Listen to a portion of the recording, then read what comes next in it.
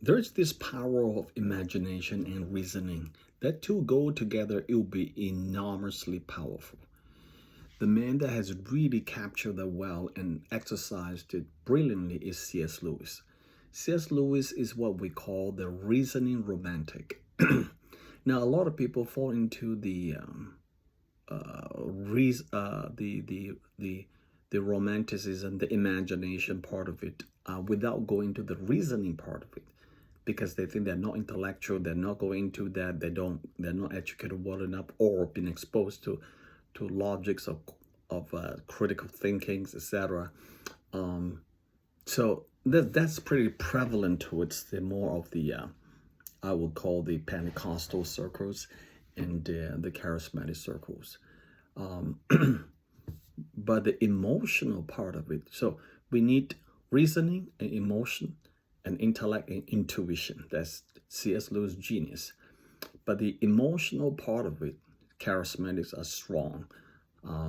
Pentecostals are strong. That's the coolest thing. And I would say that the emotion part of it, the reformed circles are weak. All right, the intellect part, and so what I'm impressed about C.S. Lewis is he combined the two: the reasoning, the emotion, the intellect, and the intuition. How they intersect in the human experience. It's a brilliant, you know. He said this. He believes that reason alone was insufficient for understanding the deepest truths of existence. That means reason alone cannot give you this sufficient ability to understand the reality of life. And he said that you need emotions, imaginations, and intuition to apprehend reality. So integrating rational thought, imaginative exploration, the pursuit of truth is one big insight by C.S. Lewis. That's all of us should need to do that. I take that as almost like God as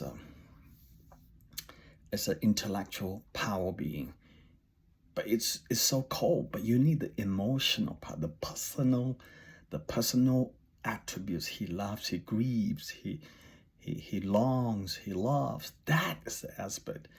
And the God of Christianity shows that all the time. And we just need to grasp that. If God, look at David. David just dance and come back with a big war victory. God has given him big victory against, I think, the Philistines. He came back and he danced before all Israel, and the women of Israel were playing through dancing with him. That is a kind of emotional display. Try to tell PCA Church, Presbyterian, and the Reformed Baptist guys who do that, they'll be shocked. But coming from a charismatic background, that is very, very normal. I mean, not normal. That is very welcoming. Now, so we need to combine reasoning and truth, and the imagination. Imagination goes with the emotion. Reasoning goes with intellect. So this is C.S. Lewis really got this together. It's really brilliant. He says this: reason could lead one to the threshold of understanding, but it was often the imagination, the emotional intuition that allowed one step beyond the threshold into the deeper insight. You see that reasoning can get you so far, but it was the emotion and imagination and intuition take you to the further step, which cannot be gleaned from intellect alone. That's why we have book of Song of Solomon's, Song of Songs, not Solomon, Song of Songs. We have Psalms, all this. So let me read some of this stuff because I'm just going through this C.S. Lewis classic. C.S. Lewis often explored the themes, weaving together philosophical insights with vivid imaginary. That is his strength. You're going through philosophy and you can weave in the vivid imagination.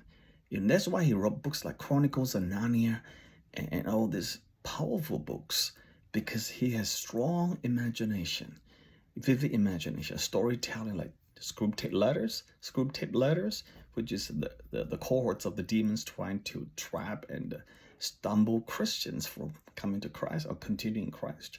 Chronicles of Narnia, the abolition of man. So he celebrates the power of myth, metaphor, symbolism in conveying profound truths that transcend mere logical arguments. I love these words. So he celebrate and empower. He's empowered by all this symbolism, metaphor, and myth, and to convey profound truths. Any wonder why Jesus is always telling parables all the time? There you go. It's parables, because Jesus said the kingdom of God is like a man going out to sow in the field, and the birds came and plucked them out, and some go into dry ground. It's this very common imagery, tangible, daily life kind of events to stimulate our imagination of what he's saying. I think C.S. Lewis got that from Christ. And we all should get that, I think. It's such a beautiful. So, all right. So, importance of both reason and imagination in the pursuit of truth and meaning. Amen.